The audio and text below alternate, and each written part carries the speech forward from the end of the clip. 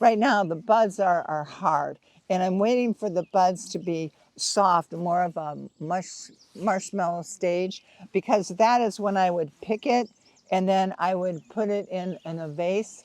Right now, these are too hard to open up by themselves. They need to be soft, marshmallowy, and then you can pick it and you can just throw it in the refrigerator. Just throw it in there. You can put it in a paper bag, whatever, and keep it there. And you know, you can take it out when you're ready to have a dinner party or to put it in the show. Usually, the shows for a Peony Society, the shows usually occur when it's about double time for us. And we're too early right now for the doubles to come out.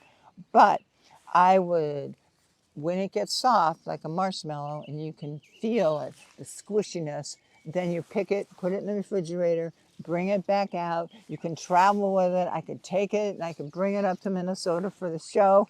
And I could put it in, hoping that it opens up into a beautiful full peony to put on the display table.